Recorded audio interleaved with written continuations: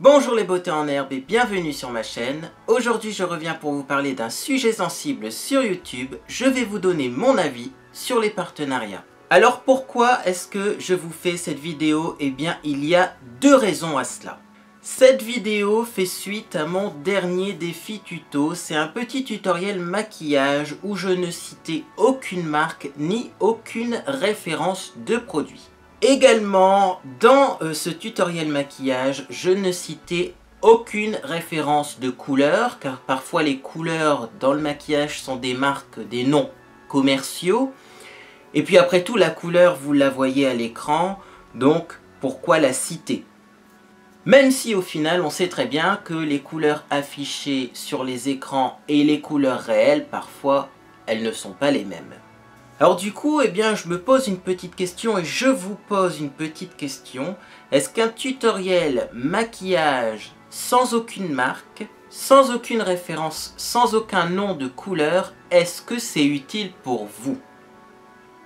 Parce que finalement, même si on n'est pas obligé d'acheter exactement le même produit, savoir que ce rouge à lèvres là porte ce nom là, ça nous permet d'aller voir des swatchs. Et donc de regarder eh bien, celui qui se rapproche le plus dans notre collection de maquillage, mais également ça permet d'aller chercher sur certains sites des dupes, c'est-à-dire des couleurs identiques mais avec un prix plus bas. Et pourtant, ce petit tutoriel maquillage sans aucune marque, c'est ce qui risque d'arriver si on continue comme ça à critiquer les partenariats. Puisque la loi va tout simplement se durcir et que sur YouTube, on va arriver comme à la télévision, c'est-à-dire qu'on sera obligé de tout masquer, de mettre du scotch sur sa caméra, de mettre du scotch sur les marques des produits, et du coup, eh bien, ça sera, voilà, la règle. Aucune marque dans nos vidéos. Et au final, est-ce que ce genre de vidéo a de l'intérêt sur une chaîne YouTube ? Moi personnellement je ne pense pas. Maintenant vous êtes libre bien sûr de réagir en commentaire. Et il y a également une deuxième raison pour laquelle je fais cette vidéo. Récemment j'ai vu des snaps de sa nana où visiblement elle était un peu perturbée car elle recevait énormément de critiques vis-à-vis de ses récents partenariats. Car effectivement on reçoit de plus en plus de critiques vis-à-vis des partenariats. On reçoit même des critiques quand il n'y a pas de partenariat avec des personnes qui supposent que c'est un partenariat alors qu'en fait pas du tout. Mais au fait, c'est quoi un partenariat? Moi personnellement, je préfère vous poser la question. Et vous avez les commentaires pour réagir avec courtoisie et pour répondre du coup à cette question. Vous avez le partenariat rémunéré. C'est un peu du sponsoring comme pour les sportifs. Dans ces cas-là, c'est indiqué. Alors comment est-ce que c'est indiqué sur YouTube? Je vous expliquerai ça un peu plus tard dans la vidéo. Mais alors également, parfois, on reçoit un produit gratuitement. Et on en fait une vidéo, une revue. Est-ce que c'est un partenariat? Est-ce que recevoir un produit gratuitement, c'est de la publicité cachée? Car c'est bien là le fond du problème. Si les partenariats dérangent, c'est parce que ça ressemble à de la publicité un petit peu cachée, et ça c'est illégal. Voilà pourquoi on risque un jour de devoir cacher toutes les marques dans nos tutoriels et nos vidéos. Alors j'imagine un haul sans les marques. J'ai été dans un magasin, j'ai acheté des produits, donc j'ai acheté ça. Il n'y a pas de marque, il n'y a pas le nom du produit. Je peux juste vous dire que c'est un super fond de teint, mais vous ne saurez pas où je l'ai acheté, de quelle couleur il est, et sa marque. Mais alors également du coup, quand j'achète des produits et que je fais un haul, si là, au jour d'aujourd'hui, je vous le présente, et que vous êtes tenté de l'acheter parce que j'ai dit qu'il était génial, est-ce que c'est pas également de la publicité cachée? Et quand je vous parle d'un bon plan, par exemple d'un code promo que j'ai trouvé sur internet ou qu'on m'a envoyé par mail, qui vous incite à acheter sur un site, est-ce que là également c'est pas de la publicité cachée? On critique souvent les chaînes YouTube à cause des partenariats, à cause de la publicité cachée. Mais est-ce que finalement toutes les vidéos ne sont pas un petit peu de la publicité cachée? qu'on achète le produit, qu'on le reçoit gratuitement ou qu'on soit payé pour en parler, le résultat est le même, vous allez être tenté de l'acheter. Donc il y a un petit côté publicitaire dans la vidéo, qu'elle soit en partenariat avec un produit reçu gratuitement ou tout simplement avec un produit que on a acheté avec nos propres deniers. Par exemple, il y a quelque temps, je vous parlais d'un fond de teint que j'aime énormément, c'est celui que je porte aujourd'hui. C'est un fond de teint qui se vend chez Aldi, de la marque Biocura. C'est un fond de teint très efficace qui est très peu cher puisqu'il coûte que 2-3 euros.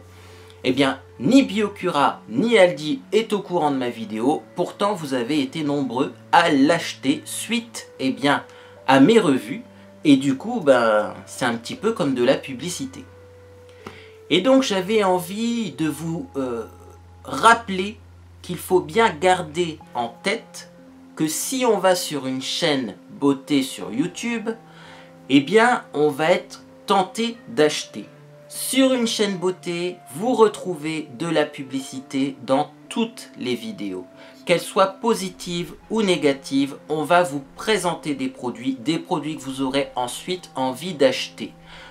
Que ce soit un produit rémunéré, que ce soit un produit reçu gratuitement ou un produit que le youtubeur a acheté, dans tous les cas, vous allez être tenté d'acheter ce produit.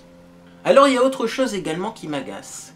On critique souvent le manque de transparence vis-à-vis des partenariats sur YouTube. Et là j'ai envie de vous poser quelques petites questions. Par exemple, est-ce que lorsqu'on présente un nouveau produit dans une émission matinale comme Télématin, un nouveau truc révolutionnaire comme le fameux cuit-œuf qui fait des sucettes avec des omelettes, c'est un petit peu l'image qui est passée dans tous les bêtisiers. Bref, quand on présente une nouvelle technologie dans une émission matinale ou une émission télévisuelle, est-ce que c'est un partenariat ? Est-ce qu'on va commencer à critiquer l'émission pour le manque de transparence? Parce qu'effectivement, on est en droit de se poser des questions. Est-ce que le journaliste qui présente l'objet a acheté le produit ou est-ce qu'il l'a reçu gratuitement? Est-ce que la marque a payé la chaîne pour être présente dans l'émission? On ne sait pas. Mais ce que je peux vous dire, c'est qu'effectivement, les journalistes reçoivent, comme les youtubeurs, les nouveaux produits, et que c'est pas forcément signalé ni dans les magazines ni dans les émissions de télé. Alors également on parle du manque de transparence des youtubeurs, mais il n'y a pas que sur YouTube finalement qu'on n'est pas réellement transparent. Je vais vous donner quelques petits exemples du plus farfelu au plus quand même un petit peu pervers. Le premier exemple, c'est la coupure publicité à la télévision. À une certaine époque, quand il y avait une coupure de publicité à la télévision, c'était marqué régie publicitaire de France 3 par exemple. Et on savait que c'était la publicité. À une certaine époque, il y avait une coupure et c'était marqué pub, pour dire attention, c'est une coupure de publicité. Maintenant, est-ce qu'on précise de nos jours les coupures de publicité à la télévision? C'est marqué nulle part que c'est de la publicité. Alors certes, c'est évident, mais c'est pas précisé. Et parfois même, il y a des animateurs télé qui font des micro-émissions, ou en tout cas, ça a l'apparence d'une émission de télé, pour présenter des brosses à dents notamment, ou un dentifrice blancheur. Alors effectivement, faut-il préciser que c'est de la publicité quand il est évident que c'est de la publicité? C'est une question que je vous pose. Parce qu'on l'a vu précédemment, une chaîne YouTube beauté, c'est une chaîne qui fait de la publicité. Dans tous les cas, on va parler de produits de beauté. Et donc même si on n'est pas payé pour faire cette publicité, on va vous donner envie d'acheter ces produits. Et donc, tout est publicité sur une chaîne YouTube. Est-ce qu'il y a besoin de préciser effectivement quand c'est de la publicité? Alors il y a un autre sujet polémique sur YouTube, c'est le placement de produits. Alors le placement de produits, je vais vous faire une grande annonce, il n'y en a pas que dans les chaînes YouTube. Alors peut-être que dans certaines émissions de télé qui présentent des nouveaux gadgets, il y a du placement de produits, je ne sais pas. Mais sachez que dans les séries télé, mais également dans les clips musicaux, il y a du placement de produits. Visiblement, ça dérange moins que sur YouTube. Alors effectivement, ces placements de produits sont signalés. C'est-à-dire qu'au début du clip, vous allez avoir un petit P dans un rond blanc qui dure que quelques secondes. Dans les séries, c'est pareil, petit P au début pendant quelques secondes, point barre. Alors du coup, je vous pose une question assez simple. Pourquoi un YouTuber devrait plus lourdement signaler les placements de produits alors qu'à la télévision, c'est un petit P dans un coin qu'on remarque même pas et qui s'efface au bout de quelques secondes? J'ai vraiment l'impression que quand on est YouTuber, on doit lourdement insister à longueur de vidéo sur le fait que l'on a reçu tel produit gratuitement ou que l'on a été payé pour telle chose, alors qu'à la télévision, ce n'est pas du tout le cas. Mais également, parfois à la télévision, c'est pas précisé quand il y a du placement de produit.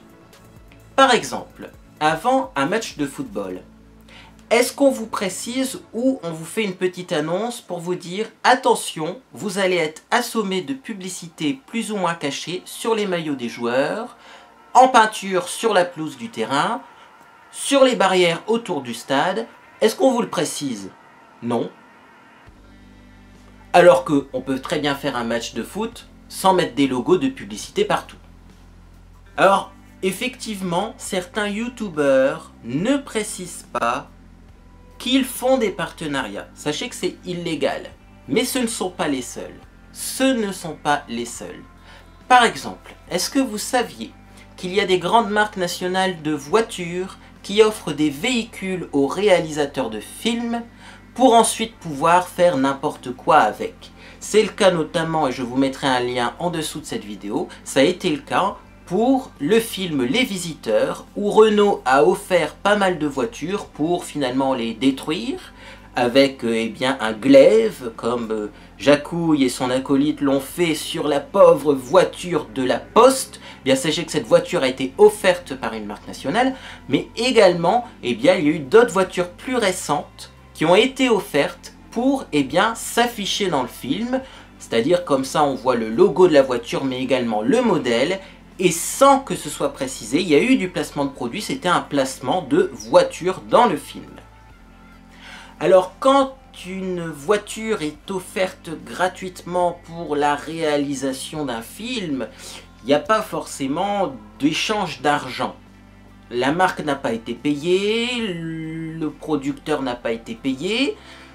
Alors est-ce que c'est de la publicité? C'est pas de la publicité, c'est un produit qui a été offert pour réaliser un film, oui, mais au final c'est de la publicité quand même. Alors c'est évident quand vous regardez une chaîne YouTube que certains produits ont été reçus gratuitement. C'est évident si vous vous abonnez à une chaîne YouTube que vous verrez de temps en temps une vidéo en partenariat où le YouTuber a été rémunéré. Et c'est évident que si vous regardez une chaîne YouTube, vous allez être tenté d'acheter les produits puisque c'est tout simplement le but de la chaîne. Alors si vous ne voulez pas voir de publicité, si vous ne voulez pas être tenté d'acheter des produits, bien ne regardez pas les chaînes YouTube beauté, puisque c'est évident que vous allez être tenté quand vous allez regarder ces chaînes. Et si vous regardez quand même ces vidéos, pourquoi vous critiquez les partenariats? C'est vous qui avez regardé la vidéo. C'est comme si moi je regarde une revue d'un nouveau fond de teint génial et que je mets un petit commentaire pour critiquer. Ah, tu m'as donné envie de l'acheter, à cause de toi je vais être à découvert, franchement c'est pas normal, faudrait arrêter ce genre de vidéos. C'est moi qui l'ai regardé, personne ne vous oblige à regarder ces vidéos. Alors après il y a certaines personnes qui vont me dire oui, mais quand on fait un placement de produit, on n'est pas impartial. On ne dit pas forcément la vérité et on dit tout le temps du bien de ce produit. Moi je voudrais vous faire remarquer quelque chose. J'ai acheté récemment le fond de teint le plus couvrant du monde. Je l'ai acheté avec mon argent, je n'ai pas été payé pour faire la revue et la marque n'est même pas au courant que ma vidéo existe.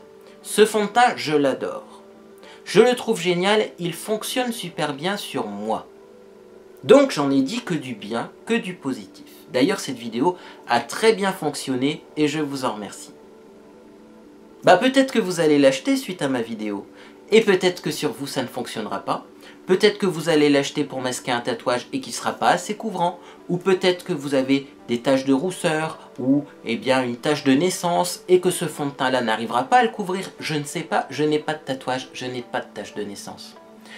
Donc finalement, un produit dont on vante les mérites dans un partenariat ou un produit dont on vante les mérites dans une vidéo non sponsorisée, eh bien, dans les deux cas, peut-être que ce produit ne vous conviendra pas. Et ça, c'est à vous, tout simplement, eh bien, de réfléchir. Est-ce qu'effectivement, je veux tenter le produit, je veux l'essayer, ou est-ce que je ne veux pas l'essayer? Mais c'est pas à cause du youtubeur si un produit ne vous convient pas, parce qu'il n'a pas le même type de peau, il n'a pas les mêmes choses à camoufler, il n'a pas la même couleur au niveau de la peau. Donc, bien, on ne peut pas vous assurer une réussite au niveau d'un produit. Et donc au final, si vous achetez un produit suite à une vidéo sponsorisée, ou si vous achetez un produit suite à une vidéo qui n'est pas sponsorisée, et qu'au final ce produit ne vous convient pas, et ben le résultat est le même, que le youtubeur ait été payé pour présenter ce produit ou que le youtubeur n'ait pas été payé pour présenter ce produit, le résultat est le même, vous avez réagi différemment à ce produit et donc eh bien vous avez fait un achat inutile à cause du youtubeur, certes, mais aussi parce que vous avez regardé une chaîne YouTube de beauté. Alors moi personnellement avec mes un peu plus de 20 000 abonnés, des messages qui critiquent les partenariats, j'en ai pas beaucoup. Sachez qu'aucune marque ne m'a payé jusqu'à aujourd'hui pour faire une vidéo. J'ai reçu des propositions mais complètement abracadabrantesques. Donc je n'ai pas répondu à ces propositions. Notamment j'ai eu une proposition qui me rémunérait avec des bons d'achat pour acheter du thé détoxifiant. Merci mais non merci. Mais ce qui m'agace, c'est quand je vois sur d'autres chaînes, peut-être un peu plus grandes, des personnes critiquer le partenariat, tout simplement parce que le ou la youtubeur a juste réussi. Est-ce qu'il n'y a pas un petit peu de jalousie derrière ces messages?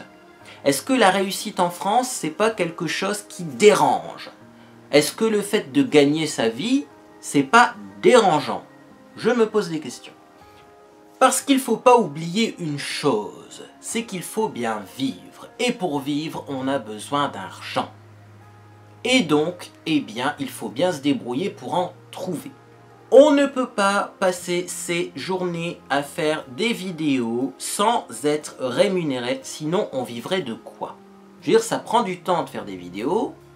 Pendant ce temps-là, certes, on n'a pas un travail conventionnel, on a un travail différent, mais si on n'est plus rémunéré, eh bien, forcément, on ne fera plus de vidéos. Il faudra bien qu'on trouve un travail classique, avec un contrat classique. Et puis, il ne faut pas oublier une chose, c'est que les partenariats que la majorité critique, ce sont quand même des vidéos qui permettent de faire marcher l'économie. Le youtubeur paye des impôts, voire même, j'ai envie de dire, des taxes, parce qu'il y a des impôts propres à l'entreprise qui sont beaucoup plus élevés que l'impôt sur le revenu. Le youtubeur également incite les gens certes à acheter un produit, mais en achetant ce produit, eh bien, vous permettez à une usine de produire et donc à ses salariés d'être rémunérés. Si votre papa ou votre maman a un salaire et qu'il travaille dans les usines de production, par exemple de vernis à ongles, eh bien, sachez que c'est un peu grâce à ces youtubeurs qui font de la publicité pour ces vernis à ongles. Et ça marche également pour tous les autres placements de produits, que ce soit des voitures, quand je vois par exemple des grandes chaînes comme Amixem qui fait un peu de la prévention routière avec une certaine marque de voiture, eh bien ça permet finalement à cette marque d'être visible, peut-être qu'elle va augmenter ses ventes et du coup, eh bien, ses employés ne seront pas mis à la porte, ils ne seront pas au chômage puisque l'usine fonctionne bien. Donc c'est bon pour l'emploi, mais également c'est bon aussi eh bien, pour votre bien-être. Si les villes sont entretenues, si eh bien, il y a des nouvelles constructions de bâtiments publics dans votre ville, des piscines, des patinoires municipales. Bien, c'est grâce aussi aux impôts des entreprises, car les entreprises payent un impôt qui s'appelle la CFE, c'est la contribution foncière des entreprises, et cet impôt sert à rémunérer la ville pour pouvoir effectuer son développement. Alors voilà, cette petite vidéo n'était peut-être pas aussi agréable que les autres vidéos, mais j'ai préféré la faire en ce moment, c'est-à-dire avec mes 20 000 abonnés, parce que je sens que c'est le genre de vidéo qu'on ne pourrait pas faire avec 3 millions d'abonnés. On se prendrait plein de réflexions désagréables, donc autant la faire maintenant, au moins elle est en ligne sur ma chaîne, et du coup, elle sera disponible tout le temps, même si un jour je réussis grâce à YouTube. Alors également, j'espère que cette vidéo aura éveillé des consciences et qu'elle vous aura ouvert les yeux sur le fonctionnement du monde actuel. Oui, le monde actuel fonctionne comme ça, il y a du placement de produits, il y a de l'argent en jeu, et l'argent, ça permet de vivre, de payer des taxes qui permettent également d'entretenir vos villes, et également ça permet de développer l'économie, ce qui empêche finalement d'augmenter le nombre de chômeurs. Vous pouvez trouver ce mode de fonctionnement dégueulasse, je vais dire clairement le mot. Peut-être que dans un monde idéal, tout le monde pourrait manger à sa faim, il n'y aurait pas de famine, pas de problème d'eau potable, etc. etc. Mais pour le moment, au jour où je vous publie cette vidéo, c'est comme ça que ça fonctionne. Donc, il faut faire avec, et je ne vois pas pourquoi on passe ses journées à critiquer quelqu'un qui a essayé de s'en sortir et qui a réussi. Parce que dans cette jungle urbaine, on essaye tous de s'en sortir. Certains réussissent mieux que d'autres.